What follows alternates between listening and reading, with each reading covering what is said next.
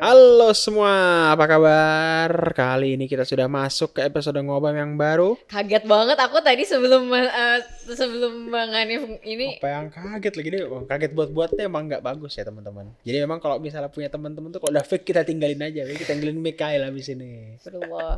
Enggak, cara-cara.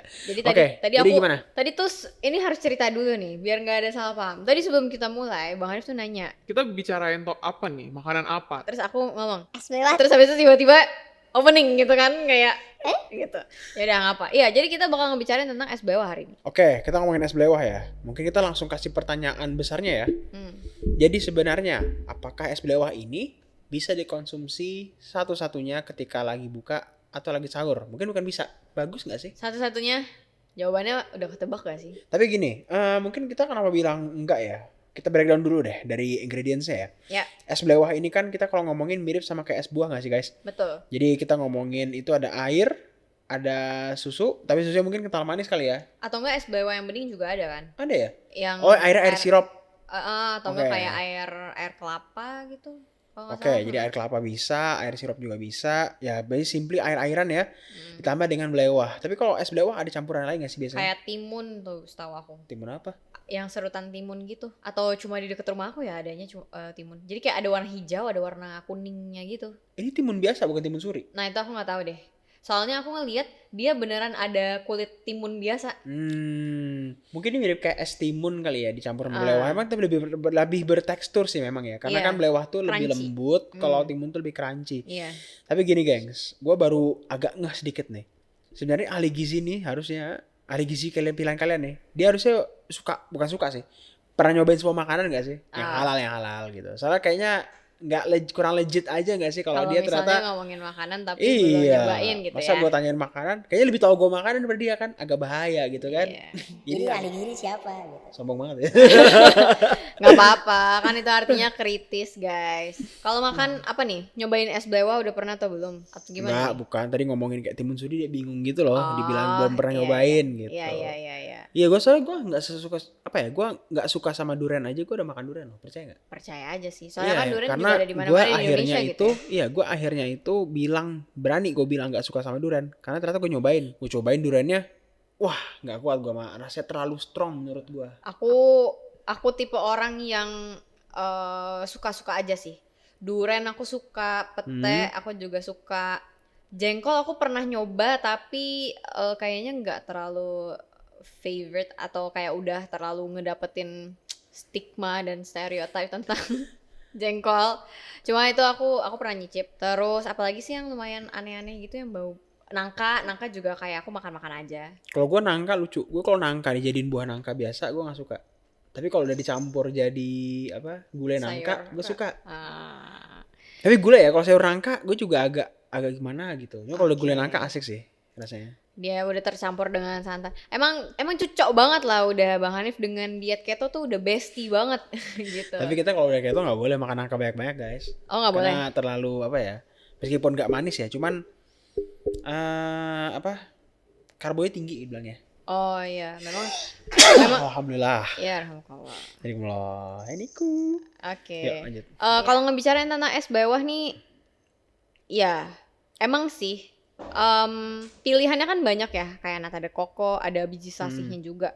Jadi ya udah jelas sebenarnya jawabannya tuh nggak bisa dimakan sendirian. Cuma emang unik sih. Ini es belewah tapi ada sayurnya juga gitu. Oke. Tapi gini, kita kalau ngomongin belewah, sebenarnya belewah tuh apa sih?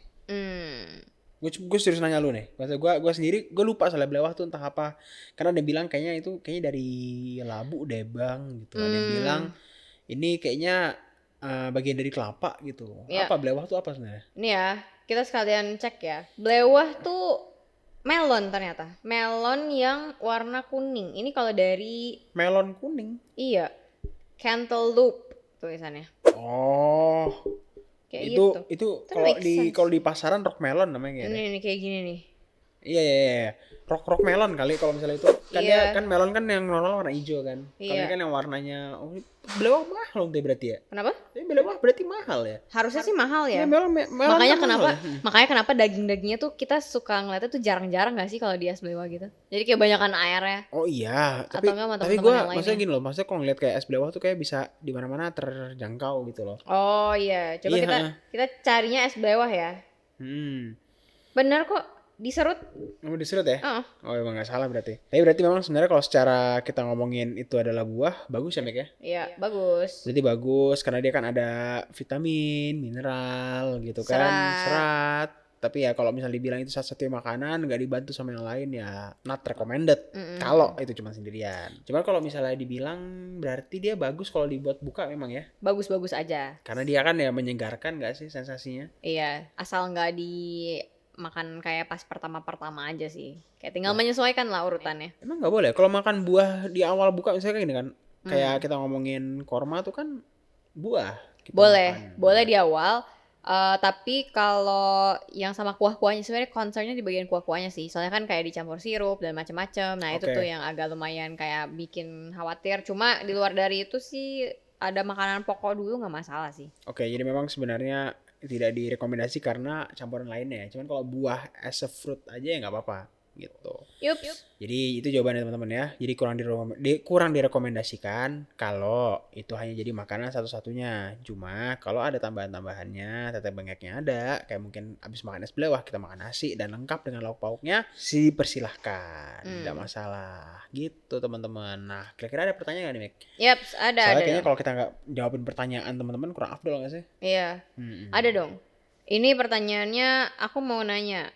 Apa sih yang sebenarnya bikin orang gendut? Ada yang bilang makan mie bisa bikin gendut dan sakit. Tapi kan itu tepung. Pernah dengar dokter Tirta ngomongin masalah mie instan. Terus yang efektifnya itu gimana untuk proses diet menuju berat badan yang ideal? Kalau misalkan kayak aku tinggal di asrama jadi nggak bisa nge-gym dan keluar asrama gitu. Wah ini panjang ya dan beranak. Ini seorang apa dua orang jawab yang nanya? Satu orang. Oh, satu orang. Banyak juga pertanyaan tapi nggak apa-apa. Iya, Berarti satu-satu ini ya. mungkin bisa dari Mikaela dulu kali ya. Kan dia ngomongin lebih ke gizi soalnya ya. Iya. Ini satu-satu dulu nih. Apa sih yang sebenarnya bikin orang gendut? Orang gendut itu naik berat badan kali ya. Itu dia terlalu banyak asupan kalori dan sedikit pengeluaran kalorinya juga. Jadi artinya makannya terlalu banyak, geraknya terlalu sedikit. Nah, makannya terlalu banyak pun juga bukan cuma tentang porsi, tapi itu juga berkaitan dengan kayak gimana nih yang gorengan-gorengan. Karena yang justru bikin naik berat badan adalah yang kalorinya besar. Nah, yang gorengan ini kayak selain gorengan, makanan yang manis, sirup, kental manis gitu kan. Cemilan-cemilan, ciki-ciki, chips kayak gitu ya, masuk. Terus ada yang bilang makan mie bisa bikin gendut dan sakit. Kalau misalnya porsinya terlalu banyak, bisa bikin gemuk dan sakit. Dan sakit ini bisa tergantung ya penyakitnya apa. Tapi kalau misalnya punya kondisi gula darah yang nggak stabil ya dia bisa bikin gula darah jadi makin gak stabil. Tapi kalau misalnya ngomongin tentang kayak MSG atau semacamnya itu bisa relate dengan kayak tekanan darah tinggi atau kayak misalnya bisa juga yang relate dengan kayak penyakit jantung kayak gitu ya gitu. Kalau misalnya itu terlalu banyak dan gak disimbangin ya sama zat gizi yang lainnya. Terus katanya tapi kan itu tepung. Pernah dengar dokter kita ngomongin masalah mie instan. Efektifnya itu gimana untuk proses diet menuju berat badan yang ideal? Turunin berat badan, kurangin makannya, tambahin olahraganya. Kurangin makannya pun juga nggak sampai yang kayak nggak ada makan sama sekali ya. Soalnya kan setiap orang tuh punya kebutuhan zat gizi juga.